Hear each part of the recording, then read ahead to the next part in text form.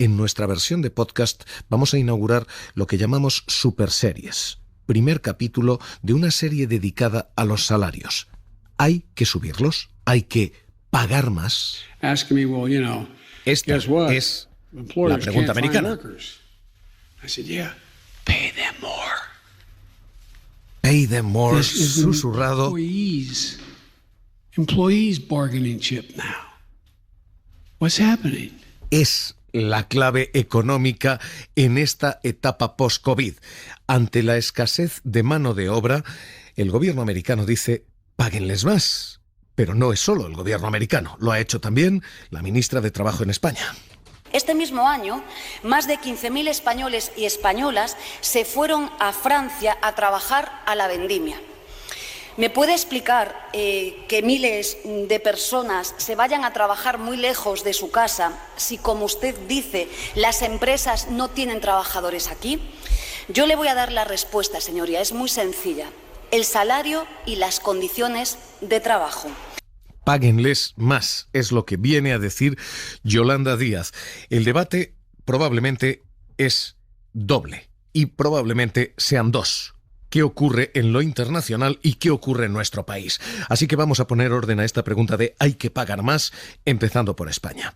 Porque en España no solamente no se está pagando más, sino que se está pagando menos. Desde que terminó el confinamiento, los salarios no solo no han subido, sino que han bajado los costes salariales un 0,5% en términos armonizados. Ha habido mucho efecto calendario. No podemos comparar este marzo con el marzo en el que estábamos confinados. Así que ese efecto calendario provoca una enorme distorsión.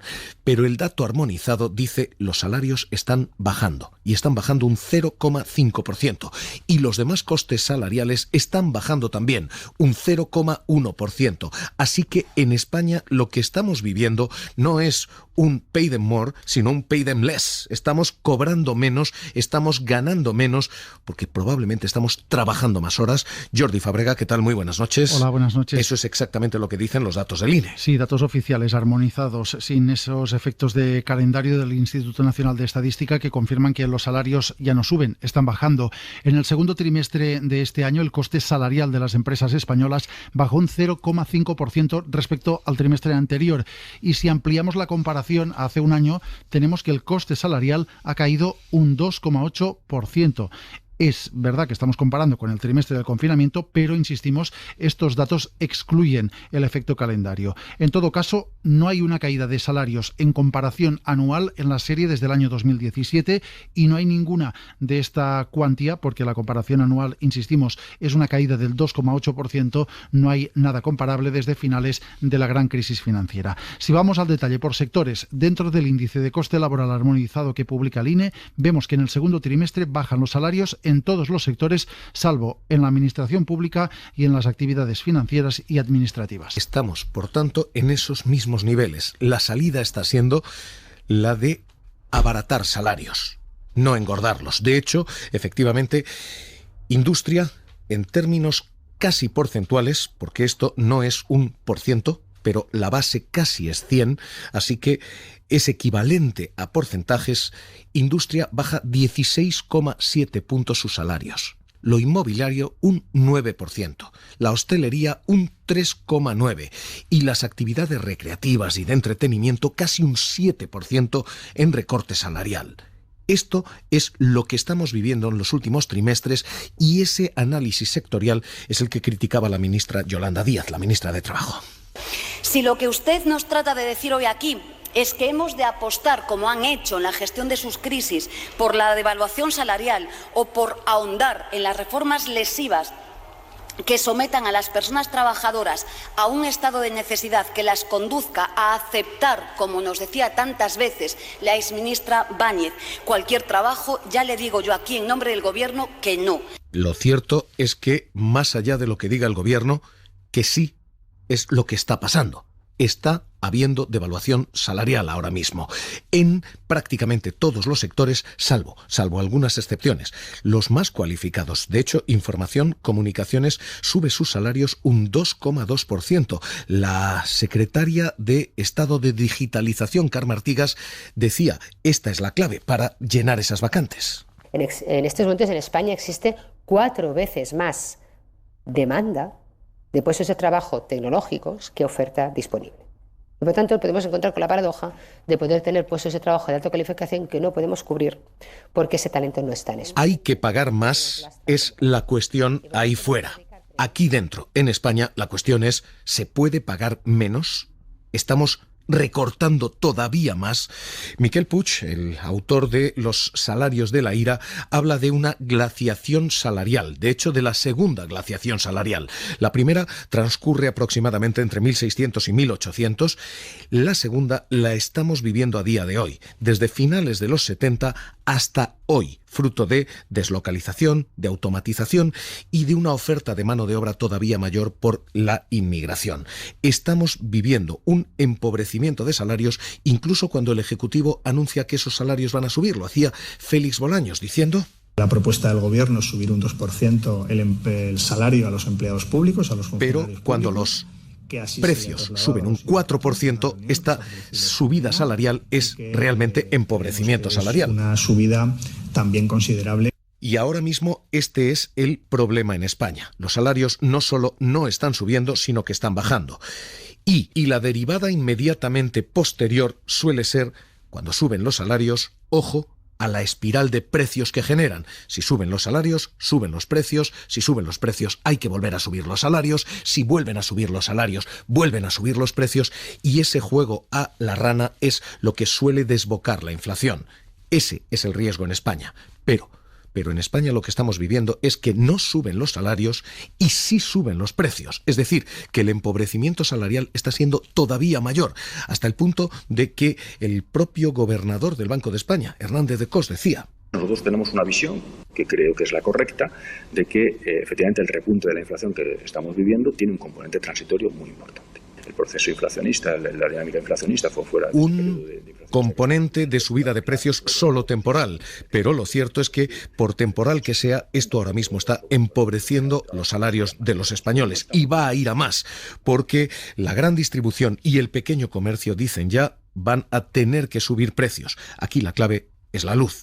La subida es tal que, reportaje de Pablo Anzola, todos ellos anuncian ya subidas de precios. Aunque aquí en los comercios los consumidores no notan todavía el desabastecimiento global, los cuellos de botella en los mercados internacionales ya ponen en aprieto la trastienda de muchos negocios. Bastante retraso en lo que es la entrega de pedidos y materiales, sobre todo en tema de aluminio, tema de acero, el tema de ollas de acero inoxidable, el tema de sartenes, primeras marcas están teniendo muchos problemas para servir. Cada vez hay menos stock de todo, pequeños electrodomésticos sobre todo, tipo tostador, tipo plancha, tipo batidora. Tienes uno en stock, 2, 3 y cuando se acaban pues te dan fecha. Una escasez que dicen va a más y no saben cuándo va a terminar. Ferreterías, concesionarios, pero también ellos, somos de socio.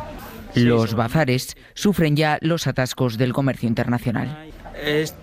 Según alguna almacén, antes estaba, debe ser como una semana, va a llegar mercancía, transporte y todo. Mira, nosotros pedimos alguna cosa, a un mes todavía no está llegado, ¿sabes? Porque alguna fábrica o almacén, ellos también faltaba mercancía también. El stock se agota, cuentan, y con ello los precios siguen subiendo. Según Salesforce, lo harán hasta un 20% de cara a la campaña de Navidad. Ya no es que tarden, sino que muchas veces los artículos no llegan. Que el mes que viene se espera otra subida de un 15, un 20%. Porque... La vajilla AEG integrable, que lo tengo pedido desde el 21 de mayo. Llamas al fabricante y el fabricante te dice que no te puede dar una fecha exacta. Baja la venta y luego los precios sí que están muy altos. El efecto dominó de la escasez estaría ya contagiando otras industrias. La alimentaria, por ejemplo, empieza a notar problemas. Nos explica lo que pasa Ana Villar, gerente de una empresa de distribución de bebidas en A Coruña. Falta vidrio y tapones. El cliente está desabastecido y los productores, pues esto. ¿Hasta cuándo? Dicen que es larguísimo, que podemos estar esperando. Porque lo peor, dicen... Sobre todo creemos que va a ser de cara a la campaña de Navidad y el Black Friday. Podría estar por llegar. Que va a ser que las últimas unidades que están disponibles a nivel nacional sean cuando ya se agoten del todo. Este es ahora mismo el debate en España. Suben los precios, bajan los salarios, hay un empobrecimiento de las nóminas Y la pregunta en España es ¿cuánto más puede durar esta glaciación salarial que empezó en 1979? Este es el debate aquí. Fuera de aquí, el debate es otro. Y el debate fuera de España es si hay que pagar más.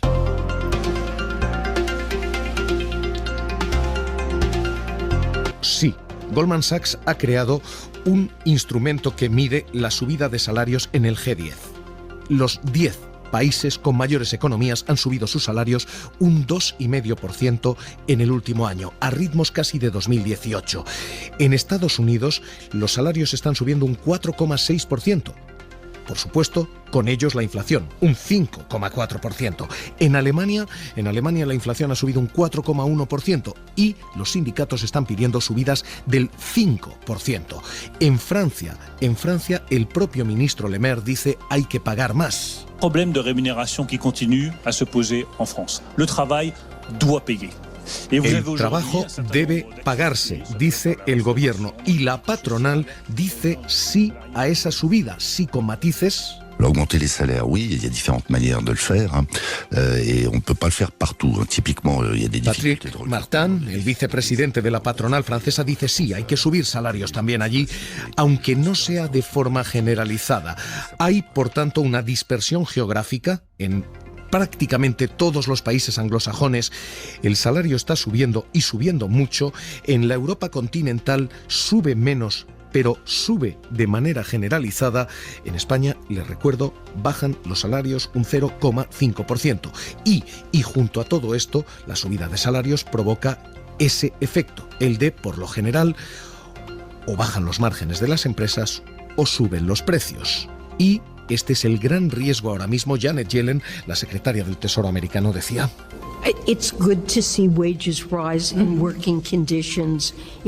que es bueno ver que suben los salarios mientras no haya subidas de inflación, y ese es el gran temor de los bancos centrales, de Hernández de Cos, Banco de España. Las estimaciones económicas del Banco Central Europeo, las últimas que fueron publicadas en el mes de marzo, ya recogían ese efecto inflacionista transitorio que mencionabas. Que de momento dicen no están calando las subidas de salarios en subidas de precios. Lo mismo dice Christine Lagarde, Banco. No podemos confundir el bosque con el árbol. Una subida de la inflación a corto plazo que esté relacionado con factores temporales no debería precipitar ningún movimiento, sino todo lo contrario. Así que ahora mismo el debate en España es, si se debate fuera de España, es si este pay them more, si el pagar más es el camino.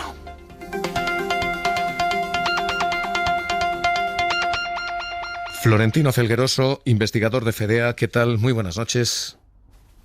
Buenas noches. ¿Hay que pagar más? ¿Hay que subir los salarios para empezar aquí, en España? Hay que... si me permites, escuchando el reportaje, me doy cuenta de que estamos en una tormenta perfecta, ¿no? En la cual confluyen, pues, tendencias.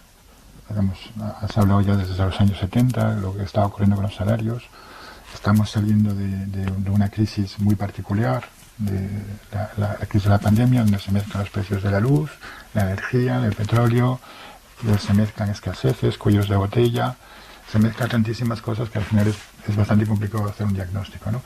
Los datos indican que sí que es cierto, que parece que los salarios han caído, aunque yo ahí lo tomaría con cierta cautela, porque los indicadores que tenemos en España de salarios son bastante malillos y los costes, los índices de costes laborales son medios, ¿no? O sea, es muy probable que el empleo ha vuelto a aumentar el último trimestre y que lo que estemos contratando son personas de salarios más bajos que la media y por lo tanto cae la media, ¿no? Eso no quiere decir que el salario por hora esté cayendo, y aunque muy probablemente este año en términos reales vaya a caer, porque por mucho que queramos ajustar hasta el año 2022 no vamos a ver un ajuste, ¿no?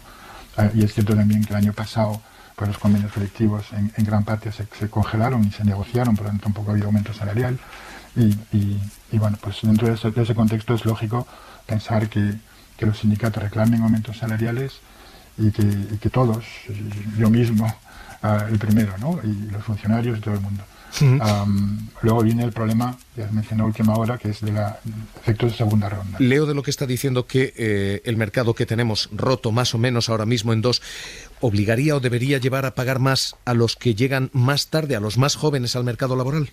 Bueno, los más jóvenes están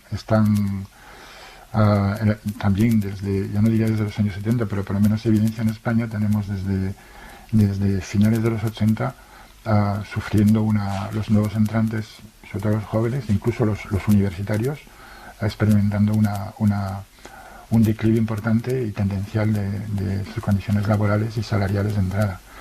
Entonces sí que es cierto que ahí está ocurriendo un fenómeno, yo creo que probablemente paralelo al margen, que no tiene que ver con las circunstancias actuales, pero sí que de alguna manera hay que actuar para corregir, ¿no? Es decir, los salarios de entrada de los jóvenes son cada vez mayores, pero también hay evidentemente un problema de empleo importante. Y un problema de empleo no solo cuantitativo, sino también de condiciones laborales, ¿no?